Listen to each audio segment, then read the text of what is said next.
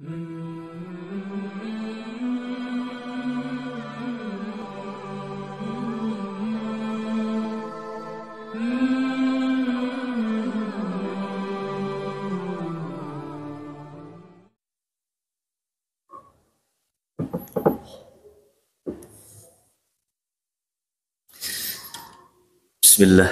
wassalatu wassalamu ala sayyidina rasulillah sallallahu alaihi wasallam.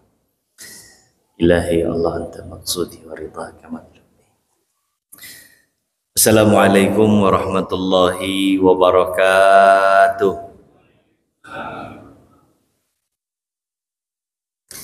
Alhamdulillah, alhamdulillahi rabbil alamin. Alhamdulillahilladzi ja'alana min ummati sayyidil mursalin sayyidina Muhammadin sallallahu alaihi wasallam. Ashhadu an la ilaha illallah wa ashhadu anna sayyidana Muhammadan abduhu wa rasuluhu la nabiyya ba'dah. Allahumma salli ala sayyidina Muhammadin fil awwalin wal akhirin. Allahumma salli ala sayyidina Muhammadin fi kulli waqtin wa hin wa ba'd. Alhamdulillah, jemaah yang dimuliakan Allah Subhanahu wa taala. Puja dan puji syukur kita kehadirat Allah Rabbul Izzah atas segala limpahan nikmat karunia yang Allah berikan kepada kita semua. Nikmat hidayah wa taufik, nikmat iman Islam, nikmat sehat, nikmat motivasi datang ke masjid, salat berjamaah. Hadhihi ni'matun ghaliyah, nikmat mahal dari Allah Subhanahu wa taala. Mudah-mudahan kita bisa terus manfaatkan nikmat-nikmat Allah ini untuk segala hal yang membuat kita makin dekat dengan Allah Subhanahu wa taala. Kalau sudah kita manfaatkan untuk segala hal yang mendekatkan diri kita kepada Allah, insya Allah akan berlaku apa yang Allah janjikan. La in syakartum la azidannakum. Allah akan tambah dengan nikmat-nikmat yang lainnya insya Allah. Salawat dan salam semoga selalu tercurahkan kepada junjungan kita, qudwah hasanah kita, contoh terbaik kita, kekasih kita Rasulullah Sayyiduna Muhammad sallallahu alaihi wasallam. Salawat dan salam juga untuk keluarga baginda Rasulullah sallallahu alaihi wasallam, min azwajihi wa dzurriyyatihi min ali baitihil kiram. Salawat dan salam untuk para sahabat-sahabatnya Rasulullah sallallahu alaihi wasallam radhiyallahu anhum ajma'in, serta salawat dan salam untuk seluruh umat Rasulullah sallallahu alaihi wasallam yang dimana kita termasuk di dalamnya. Berharap nanti pada saatnya kita diaku sebagai umatnya Rasulullah sallallahu alaihi wasallam, disiapkan syafaat Rasulullah sallallahu alaihi wasallam yaumil qiyamah, dan Allah dekatkan kita bijiwari Rasulullah sallallahu alaihi wasallam ma'an nabiyyin wasiddiqin wa syuhada'i wassalihin wa hasuna ulaika rafiqa. Baik, jemaah yang dimuliakan Allah Subhanahu wa taala, mudah-mudahan semua dalam keadaan sihat wal afiah. Saudara-saudara kita, jemaah-jemaah kita yang sedang Allah kasih ujian penyakit, ya, lagi banyak soalnya ya. Kita doakan semoga yang Allah sedang berikan ujian ini Allah kasih kesabaran, Allah kasih kekuatan, Allah kasih segera sembuh dan pulihnya, bisa kembali beraktivitas dan beribadah seperti saat sehatnya insya Allah. Yang sedang ada urusan, belum sempat hadir di majlisul ilm, mudah-mudahan Allah lancarkan urusannya, juga urusan kita semua. Amin ya rabbal alamin. Baik, insya Allah hari ini kita akan kembali membersamai kitab fikih sirah an-nabawiyah li Syekh Muhammad Sa'id Ramadan Al-Buti rahimahullah rahmatal abrar, wasa'allahu darihahu wa nafa'anallahu bi'ulumihi fid darain, amin ya rabbal alamin. Kita niatkan betul, semoga apa yang kita pelajari ini menjadi kebaikan untuk kita semua, menjadi wasilah hidayah untuk kita semua insyaallah. Subhanaka la ilma lana illa ma 'allamtana innaka antal alimul hakim. Allahumma anfa'na bima 'allamtana wa 'allimna ma yanfa'una warzuqna 'uluman tanfa'una fid dini wad dunya wal akhirah. Allahumma inna na'udzubika min 'ilmin la yanfa' wa min qalbin la yakhsha' wa min nafsin la tashba' wa min du'ain la yusma' wa la yustajabu lah bi rahmatika ya arhamar rahimin walhamdulillahi rabbil alamin. Nah, hari ini kita akan membahas fi ba'di sifatihi sallallahu alaihi wasallam, sebagian sifat-sifatnya Rasulullah sallallahu alaihi wasallam. Nah, Rasulullah sallallahu alaihi wasallam sebagaimana yang kita bahas di pertemuan sebelumnya secara singkat, setelah wafat Rasulullah Sallallahu Alaihi Wasallam dikafani dengan 3 kain kafan tanpa komis, wala imamah, nggak pakai komis, baju juga nggak pakai imamah, imamahnya Rasul, sorban. Setelah Rasulullah Sallallahu Alaihi Wasallam dikafani, diletakkan di atas sarir, ya. Rasulullah diletakkan di atas sarirnya. Sarir itu tempat tidur beliau. Di samping kubur beliau. Kemudian mulailah kaum muslimin mensalati jenazah Rasulullah Sallallahu Alaihi Wasallam. Satu-satu. Saat itu tidak dilakukan secara berjamaah. Jadi ya satu-satu, masing-masing salat jenazahnya. Ya. Diawali sholatnya oleh Al-Abbas, paman Rasulullah Sallallahu Alaihi Wasallam radhiyallahu anhu. Kemudian Bani Hashim, keluarganya Rasulullah Sallallahu Alaihi Wasallam mulai nyolatin Rasul. Bani Hashim selesai, dilanjutkan para muhajirin, ya, orang-orang Makkah. Kemudian dilanjutkan orang-orang Ansar. Itu selesai, baru ya sisa dari kaum muslimin menyolatkan Rasulullah Sallallahu Alaihi Wasallam. Di mana Rasulullah dikebumikan, dikuburkan? Di tempat di mana Rasulullah Sallallahu Alaihi Wasallam wafat. Fi hijri Aisyah radhiyallahu an, di kamarnya ibunda Aisyah radhiyallahu an, yang berdampingan dengan Masjid Nabawi. Sebagian menukilkan bahwa setiap nabi itu dimakamkan atau dikuburkan di tempat di mana Allah wafatkan. Jadi disitulah wafatnya, disitulah dikuburnya, begitu. Ya. Naam, tufiya alaihi salatu wassalam an tis'in minan nisa. Ya, saat Rasulullah wafat, ya, yang mendampingi Rasul saat itu 9 istri-istri Rasulullah Sallallahu Alaihi Wasallam. Karena yang 2 wafat selagi Rasulullah masih hidup. 9 yang Rasulullah tinggalkan adalah Sayyidah Saudah radhiyallahu anha. Terus kemudian Ummul Mukminin Aisyah radhiyallahu anha. Ditinggalkan pula Sayyidah Hafsah bintu Umar. Hafsah putri dari Umar bin Al-Khattab radhiyallahu taala anhu wa arda. Kemudian Ummu Habibah. Kemudian juga ada Ummu Salamah. Ini mudah-mudahan nanti ada satu sesi kita bahas, ya, bagaimana istri-istri Rasulullah Sallallahu Alaihi Wasallam. Luar biasa, ummahatul mukminin. Selain itu ada Sayyidah Zainab bintu Jahash. Ya. Terus kemudian ada Sayyidah Juwairiyah radhiyallahu anha. Kemudian ada Sayyidah Safiyah radhiyallahu anha. Ada Sayyidah Maimunah radhiyallahu anha. Dari kesemuanya itu, walam yatazawwaj Rasulullah sallallahu alaihi wasallam bikran ghaira Aisyah radhiyallahu anha. Tidak ada yang dinikahi dalam keadaan belum pernah menikah atau perawan kecuali satu saja, Aisyah radhiyallahu anha. Nah, Rasulullah sallallahu alaihi wasallam lahu salatu wassalam salasatu banin. Ya, ada 3 anak laki-laki, 3 putra. Yang pertama Qasim, Ya, makanya Rasulullah disebut Abul Qasim, julukannya Rasulullah Sallallahu Alaihi Wasallam. Wabihi yukanna, dengan itulah Rasulullah Sallallahu Alaihi Wasallam digandengkan namanya atau disematkan namanya, kunyah, panggilan Abu Qasim.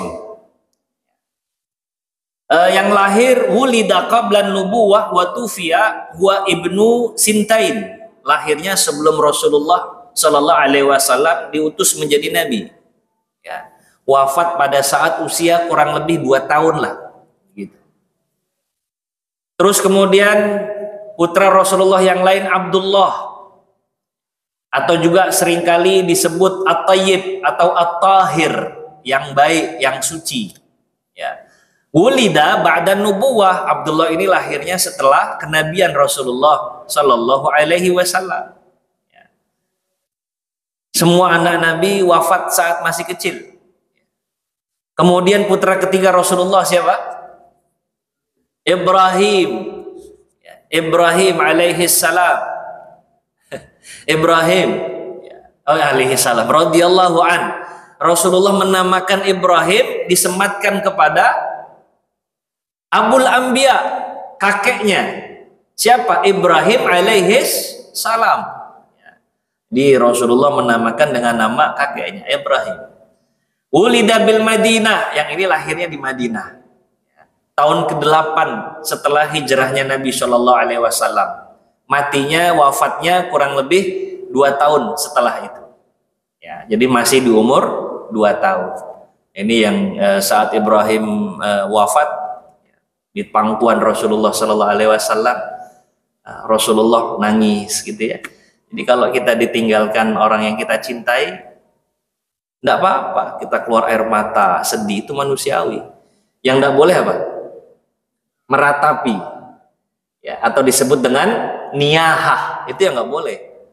Tapi kalau kita ditinggal terus kita nangis, kita punya rahmah dalam hati kita kan, rasa sayang gitu. Maka rasa sayang itulah yang nanti membuat kita bergetar hati, mengeluarkan air mata karena ditinggal orang yang kita kasihi. Jadi tidak apa-apa nangis, yang nggak boleh niyahah. Itu sebabnya Rasulullah Shallallahu Alaihi Wasallam memiliki sifat-sifat seperti kita, ya. Jadi Rasulullah Shallallahu Alaihi Wasallam ya basyarun, tapi Rasulullah Shallallahu Alaihi Wasallam istimewa karena diberikan wahyu oleh Allah Subhanahu Wa Taala. Tapi sifat-sifat manusiawinya bekerja sebagaimana kita. Gitu. Ya, Rasulullah ya sedih, Rasulullah ya senang. Kalau sedih ya Rasul juga pernah keluar air mata. Kalau senang ya Rasulullah tersenyum bahagia, sama. Karena nabi-nabi sebelum Rasulullah Shallallahu Alaihi Wasallam itu diidentikan itu adalah orang yang selalu ta'abbud ya, kepada Allah Subhanahu Wa Taala. Semuanya serba formal ibadah. Ya. Sementara Rasulullah Shallallahu Alaihi Wasallam tuh masih sempetin diri ke pasar, jalan-jalan untuk melihat bagaimana keadaan kaum muslimin yang nanti dikritik sama pembenci-pembenci Rasulullah Sallallahu Alaihi Wasallam, diabadikan dalam Al-Quran. Ma li hadzal rasul ya'kulu ta'ama wa yamshi fil aswaq. Apa-apaan Nabi kayak begini? Sebelum-sebelumnya nggak ada Nabi kayak begini. Ya'kulu ta'am, enak betul kalau sedang menikmati makanan. Wa yamshi fil aswaq, jalan di pasar-pasar. Jadi nabi-nabi terdahulu nggak kayak begitu. Sementara Rasulullah Shallallahu Alaihi Wasallam itu melekat sekali dengan kehidupan kita sehari-hari, sehingga amat sangat memungkinkan ya, untuk ditiru, walaupun kita nggak meniru 100% karena beratnya luar biasa. Ya. Tapi setidaknya bisa untuk ditiru, ya, karena Rasulullah Shallallahu Alaihi Wasallam itu mencontohkan sesuai dengan naluri kita sebagai manusia. Punya sifat-sifat manusiawi yang sama dengan kita. Wallahu a'la wa a'lam bissawab. Begitu. Kemudian Rasulullah Shallallahu Alaihi Wasallam punya 4 putri. Yang pertama Sayyidah Zainab bintu Rasulullah Muhammad Shallallahu Alaihi Wasallam. Ini putri yang paling tua. Ya. Di bawahnya ada Ruqayyah. Yang kedua, Sayyidah Ruqayyah bintu Rasulullah Sallallahu Alaihi Wasallam. Terus kemudian ada Ummu Kulsum, ya. Terus yang terakhir ada Fatimah radhiyallahu anha. Wa kana wafatu Ruqayyah yauma Badrin fi Ramadan sanata tsnaini minal hijrah. Ruqayyah wafatnya pada saat perang Badar. Ya. Jadi waktu perang Badar tuh Rasulullah ninggalkan putrinya. Terus Rasulullah titipkan kepada Utsman bin Affan, suaminya. Utsman, kau enggak usah ikut perang. Ini titah dariku, kata Rasulullah, jagalah putriku Ruqayyah. Bayang ya, Rasul lagi perang, putrinya wafat. Di Masya Allah. Nih kalau sebenarnya kita mau melihat betul-betul sisi kehidupan Rasulullah itu banyak sekali kesedihan-kesedihan Rasul itu. Tapi Masya Allah Rasulullah lewati ujian-ujian itu sehingga menjadi contoh untuk kita semua. Saat diberikan ujian-ujian semisal, kita harus berbuat seperti apa? Berbuatlah sebagaimana Rasulullah berbuat. Nah, Sayyidina Utsman bin Affan radhiyallahu an juga saat itu yang nggak ikut perang tetap dikategorikan ikut perang. Jadi nanti orang-orang yang ikut perang Badar Jumaah itu dapat privilege dari Allah Subhanahu wa taala. Dapat keutamaan dan keistimewaan. Semua yang ikut serta punya andil dalam perang Badar. Termasuk Utsman bin Affan radhiyallahu an. Walaupun nggak ikut perang, tapi punya andil dalam menjaga putri Rasulullah Shallallahu Alaihi Wasallam yang itu adalah titahnya langsung dari Rasulullah Shallallahu Alaihi Wasallam. Nanti kalau kita ngelihat pada Ghazwatul Fikr, ya, orang-orang orientalis yang nggak suka terus menyerang kaum muslimin lewat manapun nanti akan nyerang juga Utsman bin Affan. Bagaimana mungkin Utsman dikategorikan sebagai pahlawan Badar? Padahal dia nggak ikut perang Badar. Fitnah itu ya sebenarnya nanti dimanfaatkan awalnya oleh para pembenci-pembenci keluarganya Muawiyah. Ya, itu nanti panjang kisahnya. Tapi di sini jelas Utsman bin Affan radhiyallahu an nggak ikut perang Badar tapi punya andil karena melaksanakan titah Rasulullah Shallallahu Alaihi Wasallam menjaga putrinya yang sedang sakit keras, Sayyidah Ruqayyah radhiyallahu anha. Nah, Sayyidah Ruqayyah wafat pada saat perang Badar berlangsung.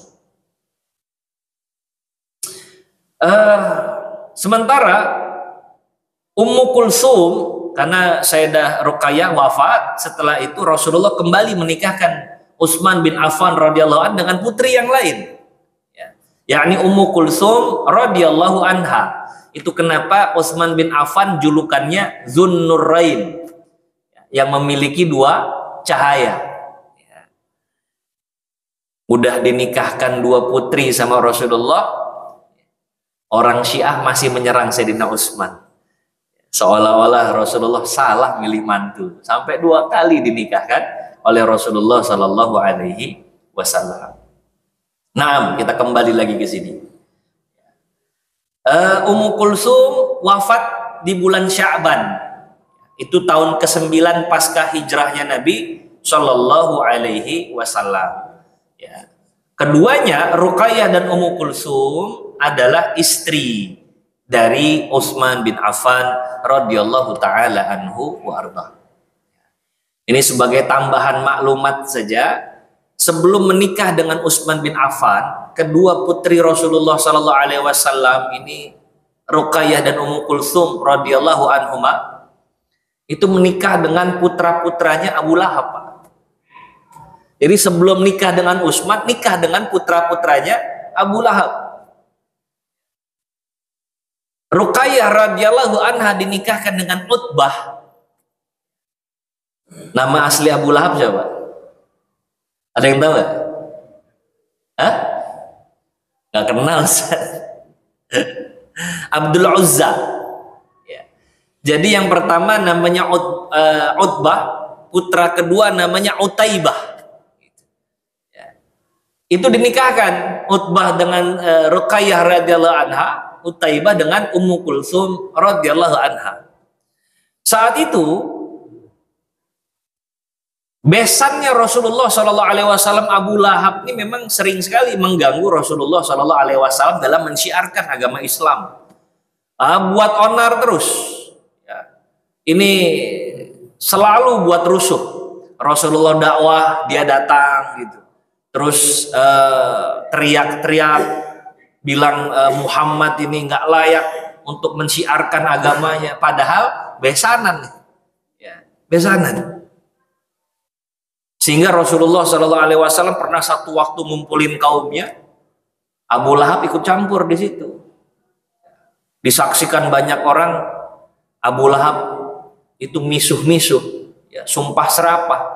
Tabban laka ya Muhammad, alihaza jama'tana. Oh, kurang ajar betul kau Muhammad.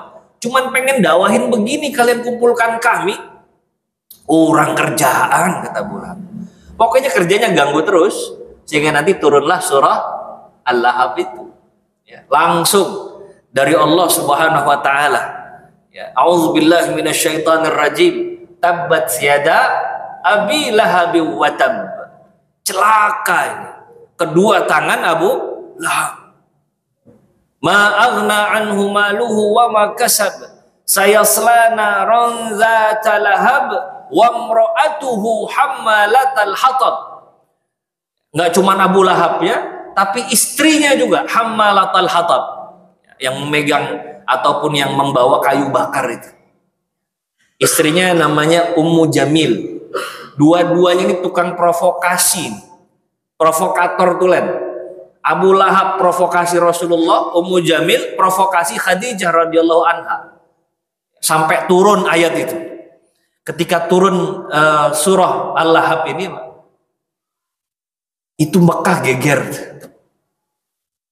Besannya sendiri, pamannya sendiri, diturunkan ayatnya oleh Allah. Sehingga kaum muslimin saat itu seolah dibela oleh Allah Subhanahu wa taala. Selama ini mereka nggak bisa berbuat apa-apa dengan kelemahan mereka. Tiba-tiba turun tabbat yada abi lahabi wa tab, sehingga rasa benci, rasa kesal mereka tersalurkan dengan ayat itu. Dibela sama Allah Subhanahu wa taala. Setiap orang-orang yang beriman ketika ketemu itu yang mereka bicarakan adalah surah Al-Lahab itu. Dan lebih dahsyat lagi yang menggoncang Mekah, nggak hanya kaum muslimin yang membaca surah Al-Lahab, orang-orang kafir Quraisy ikut-ikutan baca Al-Lahab.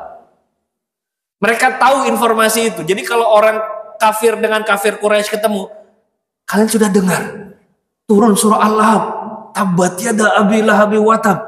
Ma aghna anhu maluhu wa ma kasab, sampai akhir itu. Semua orang-orang Mekah membicarakan itu. Panas telinganya Abu Lahab itu. Sehingga kemudian Abu Lahab memanggil kedua anaknya, Utbah sama Utaibah. Juga karena beberapa masukan dari orang-orang pembesar Quraisy. Kita sibukkan saja Muhammad dan kita hinakan Muhammad dengan kedua putrinya. Maka dipanggillah kedua putra Abu Lahab, Utbah sama Utaibah. Saat itu Ruqayyah dan Ummu Kulsum tinggal di rumah mertuanya, Pak. Bayangin tuh saat itu. Di rumahnya Abu Lahab. Akhirnya dibawa pulang ke rumah Rasulullah, diserahkan. Saat itu yang nyerahin Utbah berkata kasar sekali kepada Rasulullah Sallallahu Alaihi Wasallam. Kata-katanya itu luar biasa, kurang ngajar ini. Mantu kepada mertua. Dia jelek-jelekan Allah. Dia hinakan Rasulullah Sallallahu Alaihi Wasallam. Karena penghinaannya kepada Allah dan Rasulnya, serta penghinaannya kepada Islam, Rasulullah sampai ngucap begini, Allahumma sallit alaihi kalban min kilabika ya Allah. Ya Allah, udah ya Allah, biar nanti kau utus saja anjing-anjingmu untuk makan nih orang, hancurin nih orang. Itu doanya Rasul, Pak. Itu Utbah ngedenger Rasul doa, gemeter. Karena selama ini Rasulullah kalau doa tuh nggak pernah meleset.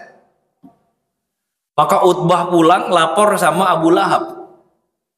Cerita Abu Lahab berkata, sungguh Muhammad itu kalau sudah mengucap ucapannya nggak pernah meleset. Sehingga satu waktu Abu Lahab beserta kabilah dagangnya berangkat ke Syam. Sebagaimana kebiasaan orang-orang Quraisy, mereka dagang ke Syam. Di satu tempat ketemu dengan seorang pendeta. Sudah matahari mau tenggelam, sang pendeta ngasih nasihat, pintar-pintarlah kalian cari tempat beristirahat, karena di daerah sini ya nggak sedikit ada binatang-binatang buas. Itu Abu Lahab sama putranya Utbah langsung keinget doanya Rasulullah Sallallahu Alaihi Wasallam. Wah, saya keinget doanya Muhammad ini. Iya, papa juga, mungkin bahasanya begitu. Maka saat itu Abu Lahab ngasih imbalan, bagi siapapun yang mau tidur, membuat semacam benteng bagi Utbah. Jadi Utbah tidur di tengah, yang lain tuh mengelilingi Utbah tidurnya. Dikasih, saya lupa apa, 100 dinar kalau tidak salah itu, atau mungkin 1000 dinar. Asal mau tidur ya selama perjalanan mengitari siapa? Utbah. Jadi dia masih kengiang-ngiang, dia dustakan Rasulullah Sallallahu Alaihi Wasallam, tapi dia percaya terhadap doa-doanya Rasul. Ini kan nggak jelas ini. Satu sisi dia dustakan, tapi sisi lain hati dia membenarkan. Karena Rasulullah Al-Amin yang nggak pernah berbohong, dan apa yang diucapkannya menjadi satu kenyataan gitu. Saat kemudian semua sudah tertidur, ternyata Allah kirimkan singa Pak saat itu. Singa itu datang, ya. Kemudian dari sekian banyak orang nggak dideketin sama singa. Singa itu mendekati Utbah, kemudian menerkam Utbah dan memisahkan kepala dari badannya. Matilah Utbah saat itu.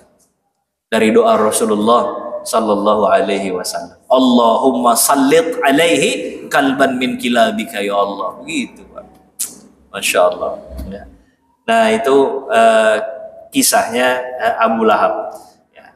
Jadi sebelum menikah dengan Utsman bin Affan radhiyallahu an, Sayyidah Ruqayyah dan Kulsum radhiyallahu anhuma pernah menikah dengan putra-putranya Abu Lahab. Tapi karena Abu Lahab mau balas dendam sama Rasulullah, diceraikanlah kedua putri Rasulullah Sallallahu Alaihi Wasallam dengan cara yang amat sangat tidak lazim saat itu. Begitu. Ya. Kita mungkin jarang untuk membaca dan mencoba untuk memahami ya, gimana perasaan Rasulullah itu saat diserahkan anaknya dengan dihinakan. Sayyidah Khadijah radhiyallahu anha, gimana itu caranya untuk mengembalikan mental putri-putrinya itu, ya Allah. Maka Rasulullah kan cinta sekali dengan Sayyidah Khadijah itu, karena peranannya di masa-masa beratnya Rasulullah Sallallahu Alaihi Wasallam. Ya Allah, Masya Allah. Gak heran ya kalau memang Rasulullah kemudian kita jadikan panutan sepanjang zaman.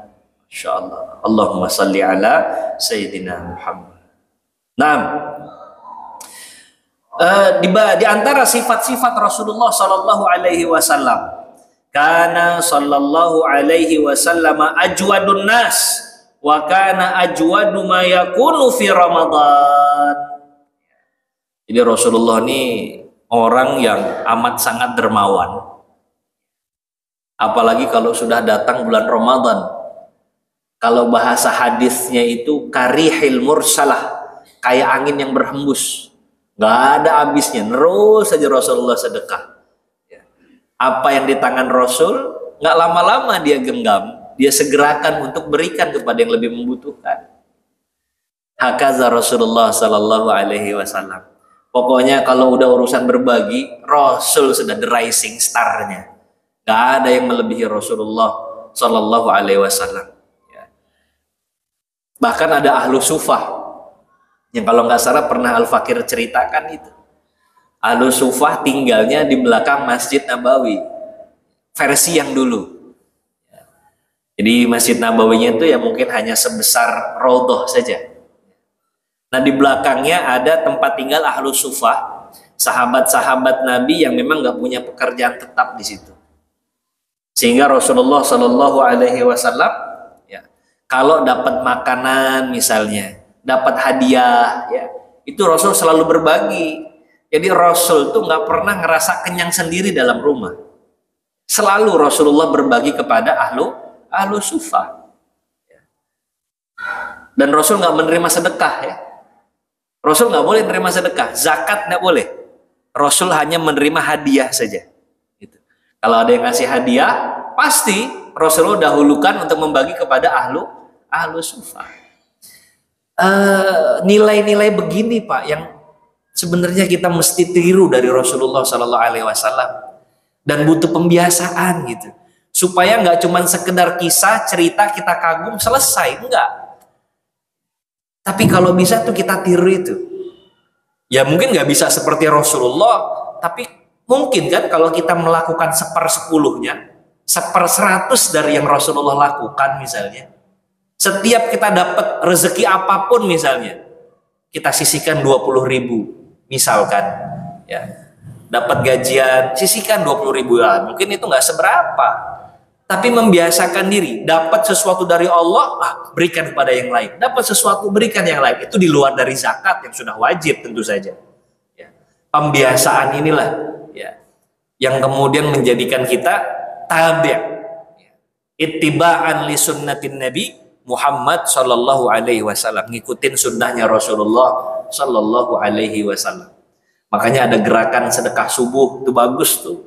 Setiap pagi ya, walaupun jumlahnya nggak banyak misalnya 5.000 ada 2.000 misalkan saja, tapi continue tiap hari dia berikan itu. Oh itu dahsyat ya, dahsyat. Apalagi banyak hadis-hadis Nabi Muhammad SAW terkait keutamaan sedekah, termasuk sedekah subuh, sedekah pagi, di mana malaikat itu punya doa khusus kan kepada mereka yang sedekah di awal paginya itu. Ya Allah, kasih ganti kepada mereka yang bersedekah dan jangan berikan lebih kepada mereka yang pelit, medit, kedekut itu ya Allah itu. Ya.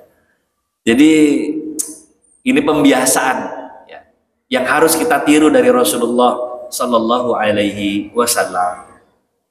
Apalagi kalau sudah bulan Ramadan, ajwadu ma yakunu fi Ramadan. Oh dahsyat sekali Rasulullah itu dermawannya kalau sudah masuk bulan Ramadan.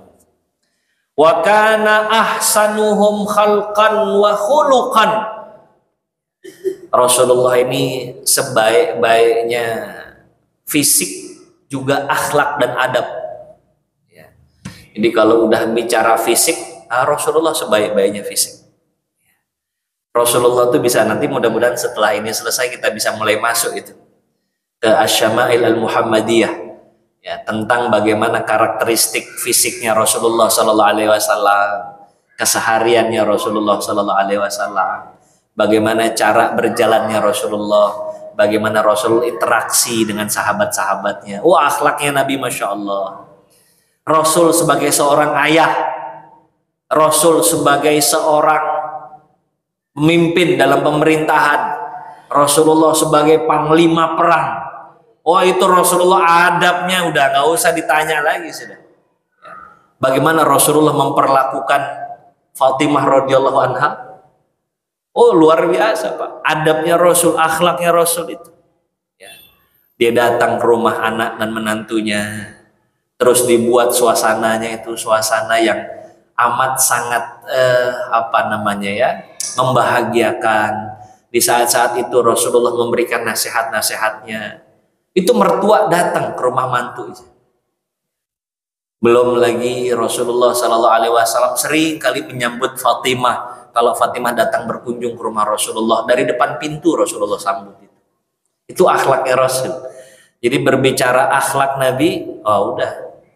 Ya, semua 24 jamnya Rasulullah adalah contoh untuk kita. Rasulullah kepada cucu-cucunya. Di zaman Nabi Shallallahu Alaihi Wasallam nggak familiar Pak, seorang dewasa mengecup kening seorang bayi, itu nggak terbiasa gitu. Kalau Rasulullah seneng gitu, ada bayi digendong sama Nabi, dikecup keningnya, sampai ditanya, kok begitu amat sih sama bayi? Emang harusnya begitu kata Nabi. Sifat rahmahnya luar biasa. Ya. Rasulullah sebagai panglima perang, bagaimana Rasul mencontohkan. Rasulullah itu adalah orang yang paling dekat dengan musuh di medan perang. Itu Rasul. Jadi bukan berada di belakang, enggak. Paling depan, yang paling dekat dengan musuhnya Rasulullah sudah. Sallallahu Alaihi Wasallam. Jadi Masya Allah keberaniannya la syakka wa la raib.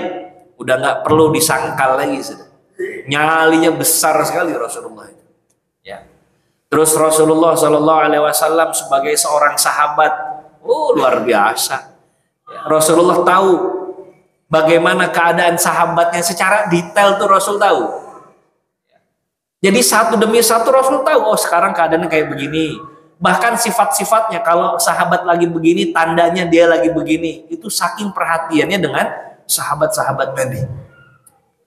Belum ada yang menyamai Rasulullah SAW dalam perkara ini. Jadi Masya Allah, itu luar biasa. Perhatian kepada para sahabat itu Masya Allah. Pernah saya ceritakan kisahnya Abu Hurairah itu. Abu Hurairah lagi kelaparan, tapi Abu Hurairah kan pantang untuk minta-minta itu. La yas'alunan nasa ilhafa, pantang betul untuk minta-minta. Tapi Abu Hurairah ini ngerasa lapar sekali, sehingga beliau jaga di depan masjid. Begitu Abu Bakar keluar, diajak ngobrol sampai ke depan rumahnya Abu Bakar, berharap nanti sama Abu Bakar diajak mampir. Ayo mampir Abu Hurairah, kita makan. Tapi Abu Bakar saat itu lagi kurang sensitif, dia nggak nangkep tuh sinyal-sinyal dari Abu Hurairah. Begitu sampai depan rumah, pamit sok, pamit aja begitu. Nggak nawar-nawarin lagi, balik lagi Abu Hurairah ke masjid. Siapa tahu ada orang lain. Ketemu Umar bin Khattab, dipakai trik yang tadi, diajak ngobrol perkara agama. Dia udah tahu jawabannya. Ini hanya sebagai strateginya Abu Hurairah supaya diajak ke depan rumah, syukur-syukur diajak mampir gitu. Tapi Umar lagi-lagi kurang sensitif saat itu. Jadi sampai depan rumah, pamit-pamit aja gitu. Ya. Kata Abu Hurairah, coba lagi lah, mungkin yang terakhir ini dapat ini. Begitu balik ke masjid, yang keluar adalah Rasulullah Shallallahu Alaihi Wasallam. Nggak berani ngomong Abu Hurairah itu, diam saja. Tapi Rasul tadi seperti yang Fakir sampaikan, paham betul, bahkan gelagat-gelagat sahabat tuh Rasul paham. Kata Rasulullah, ya Abu Hurairah, ayo ke rumah, kata Rasul. Ayo ke rumah. Begitu sampai di rumah ditanya, ya. Begitu Rasul nemuin susu. Susu dari siapa? Ini sedekah apa hadiah? Kata Rasul. Kata orang rumahnya, hadiah ya Rasulullah. Abu Hurairah senang ya, bukan main. Ya. Nanti Abu Hurairah diajak untuk minum susu itu sama Rasulullah Shallallahu Alaihi Wasallam. Nggak pakai nanya-nanya lagi, Pak. Begitulah Rasulullah Shallallahu Alaihi Wasallam. Sementara kita nih punya tetangga sakit, kita nggak tahu. Ada jemaah sakit parah, kita nggak tahu. Ya Allah. Ada orang kelaparan, rumahnya di samping kita nggak tahu. Ada orang kesulitan, kita nggak paham. Ya Allah. Ya begitulah. Yang hal-hal kayak begini yang kita perlu tiru dari Rasulullah Sallallahu Alaihi Wasallam. Rasulullah sama musuhnya, nggak usah sama teman-teman dekatnya Rasul, sama musuhnya masih punya akhlak, masih punya adab, Pak. Itulah Rasulullah Sallallahu Alaihi Wasallam. Ya. Ikrimah radhiyallahu anha. Bapak tahu nama Ikrimah? Pernah dengar nama Ikrimah? Ya. Siapa Ikrimah? Putranya Abu Jahal. Ya, kalau disebut ayahnya tahu. Ya. Ikrimah ini sejak kecil dia tuh memusuhi Rasulullah dan kaum muslimin dari kecil, Pak, dari kecil. Karena dia ngelihat ayahnya. Apa yang dia lihat, apa yang dia dengar, apa yang dia rasakan ditiru sama dia. Ya. Jadi kebayang bagaimana bencinya Ikrimah putra Abu Jahal kepada kaum muslimin, wabil khusus kepada Rasulullah Shallallahu Alaihi Wasallam. Sampai pada saat Fathu Makkah tuh Rasulullah bilang, bagi yang mau membunuh Ikrimah saya persilahkan. Ada 10 orang yang diizinkan untuk diperangi, bahkan dibunuh saat itu. Yang lain jangan, kata Rasul. Selama dia itu berlindung di rumahnya Abu Sufyan, berlindung di rumah-rumah mereka, atau berlindung di Masjidil Haram, jangan ada yang diganggu. Tapi khusus buat 10 orang ini mau dibunuh silahkan, termasuk Ikrimah. Panjang ceritanya nanti, Ikrimah datang kepada Rasulullah berserah diri karena fasilitas dari istrinya. Ya. Akhirnya Ikrimah datang, apa yang dilakukan oleh Rasulullah? Rasul dikasih tahu sama Jibril. Nanti ada hadis di mana Rasul berkata kepada para sahabat, sebentar lagi Ikrimah mau datang dan dia akan masuk Islam, kata Rasulullah. Atau kama qala Rasulullah Sallallahu Alaihi Wasallam. Betul datang. Saat datang Rasulullah tuh pakai selendangnya dia. Sallallahu Alaihi Wasallam. Dan Rasul itu pakai rida kalau sedang menyambut orang-orang yang istimewa. Padahal Ikrimah musuhnya itu disambut sama Rasulullah. Adabnya Rasulullah Sallallahu Alaihi Wasallam begitu. Nggak hanya sampai di situ. Begitu Ikrimah masuk Islam, Ikrimahnya nggak pede. Ya Rasulullah, dosa-dosa saya diampunin nggak? Diampunin. Saya nggak percaya, saya nggak pede ya Rasul, sebelum engkau mendoakan langsung. Didoain sama Rasul, Pak. Detail sekali. Orang yang dulu bermusuhan, parah sekali. Ya kalau kita punya anak terus salah, kita maafin, kita doain, wajar. Anak. Lah kalau ada tetangga bertahun-tahun musuhin kita, sampai kita tuh sengsara, apakah semudah itu kita bisa memaafkan? Tapi begitulah akhlak Rasulullah Shallallahu Alaihi Wasallam. Nah, yang kayak begini-gini ini yang perlu kita ambil nilainya, Pak, untuk bisa kita terapkan. Emang bisa, Ustadz, loh? Oh, Rasulullah tuh punya akhlak untuk kita tiru. Ya tadi, kalau nggak bisa sepenuhnya, mungkin setengahnya, mungkin 1/10-nya, atau mungkin 1/100-nya. Yang penting kita iktidaan li Rasulillah Shallallahu Alaihi Wasallam. Yang penting kita mencontoh Rasulullah Shallallahu Alaihi Wasallam.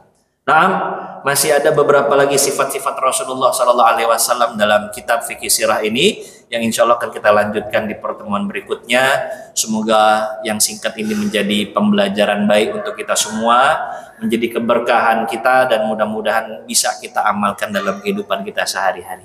Itu saja, mari kita akhiri dengan mengucap hamdalah.